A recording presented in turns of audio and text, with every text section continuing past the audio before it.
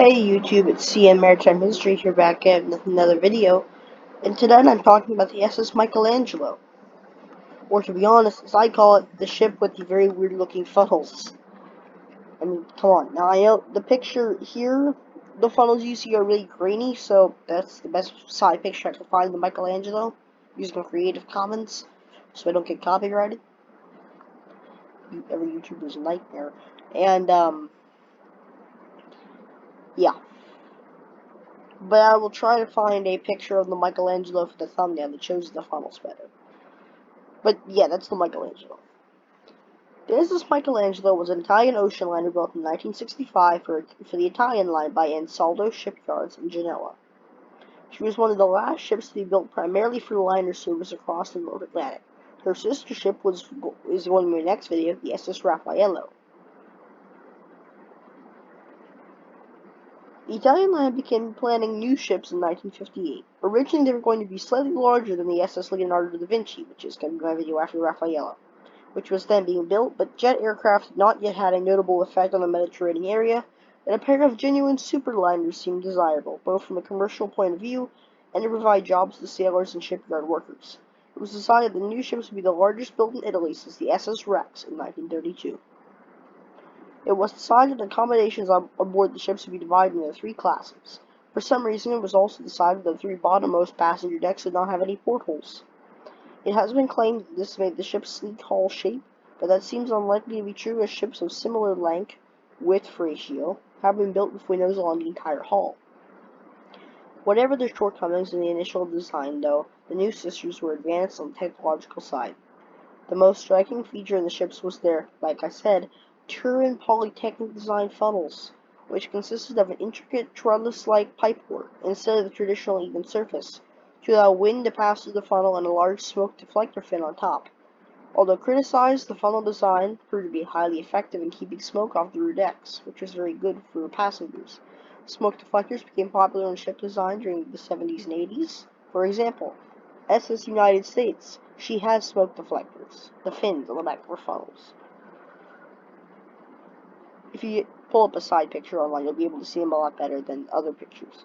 Whereas the idea of allowing wind to pass through the funnel was picked up again in the late 1980s, and it was almost the norm in modern shipbuilding. The Michelangelo's interiors were designed by naval architects Nino Zonconda, Vincenzo Monaco, and Amedeo Lucicenti, who gave the ship a less adventurous, more traditional look than designers of her sister Raffaello. After several delays, the Michelangelo, under command of Senior Captain Mario Crepaz, was finally ready for service in May of 1965. During the sea trials, some vibrations were detected on the stern of the ship. Michelangelo was dry docked in December 1965 and received new propellers and some modifications to her transmission because of this vibration. She clocked 31.59 knots during her post-refit trials, making her the fifth fastest passenger ship in the world at the time. On Tuesday morning, April 12, 1966, 5 days after having departed Genoa, Michelangelo, under command of Senior Captain Giuseppe Soletti, was hit by an unusually large wave during a storm in the mid-Atlantic, which caused the forward part of her superstructure to collapse or be pushed backwards, and killed passengers Dr. Werner Berndt of Hamburg, Germany, and John Steinbach of Chicago. One crew member, Desiderio Ferrari, died a few hours later, and only over 50 people were injured. Among the 1,495 passengers on board this crossing were Admiral Ernesto Girardi, president of the Italian line and former chief of the Navy, Italian chief of Portugal Angelo Correas, who was heading for a vacation in the States, German novelist Günter Grass and his wife Anna, as well as Bob Montana with his wife and 4 children.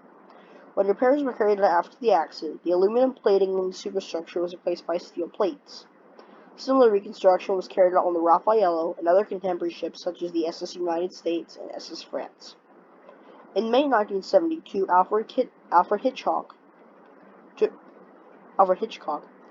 don't know why I keep saying Hitchcock, I don't know why, took a voyage on the ship from New York to a screening of Frenzy at the Cannes Film Festival. I think I said that right. During the following years, passenger numbers in the transatlantic trade declined steadily due to competition from jetliners, and more ships were withdrawn. Michelangelo spent more time cruising the warmer waters. Actually, I'll give you an example. If you've ever watched the movie Cars 3, you know how all the older cars are kind of pulled out when Jackson Storm and all the new cars pull in. That's pretty much what I mean. They pretty much got beaten and they couldn't compete. Michelangelo spent more time cruising to warmer waters, but she made a port cruise ship with her windowless cabins and three-class layout.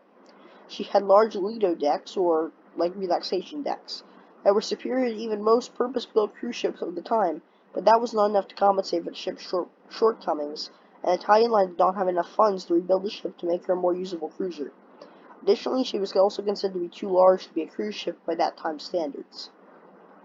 Italian Line's flagship SS Michelangelo made her last Atlantic crossing in July of 1975, under command of Senior Captain Claudio Kusilic.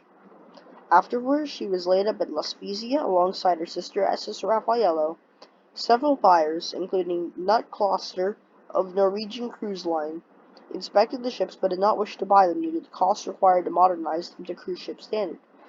There was one serious buyer, Home Lines, who, as you may remember, owned the SS Mariposa during the end of her life, who wished to buy the ships and keep them under Italian flag for cruising in the Caribbean. The Italian line refused to sell the sisters, reportedly because they felt keeping the Italian flag would have associated the embarrassing money losers with them. In 1966, a buyer was found that agreed to the terms sought by Italian Line.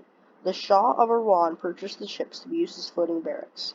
The ships that had cost $45 million each were now sold at the price of $2 million per ship. The Michelangelo ended up in Bandar Abbas, where she was to spend the next 15 years. In 1978, plans were made to reconstruct her as the luxury cruise ship, I'm gonna probably butcher this, Sia Riza Il Grande, in honor of Riza Shah. However, an expert team sent from Italy to inspect the ship came to the conclusion she was too badly deteriorated to make rebuilding a viable option. Similar plans were made again in 1983, but they too fell short. Finally, in June 1991, she was scrapped in Adani Shipbreaking Yard, Pakistan. So, YouTube, that is the story of the SS Michelangelo. I hope you have enjoyed it, and it's probably, if I'm not mistaken, the most modern ship I've done a video on. Next up in the series is the Raffaello, and then after that, the Leonardo da Vinci, and then finally, if there are no other timeline videos, as I have been saying in the last couple of videos, I just want you guys to know the timeline here, will be the Andre D'Or. And I'm going to go very in-depth with that, so it's going to be a rather long video, maybe 20 minutes, probably not longer. But I'll do like a timeline. I may or may not do the timeline of the Moro Castle video. I've debated doing that or not. I haven't decided, but I might. I'm not sure yet. I'll let you guys know though. Anyway, have a good day, and see you in the next video.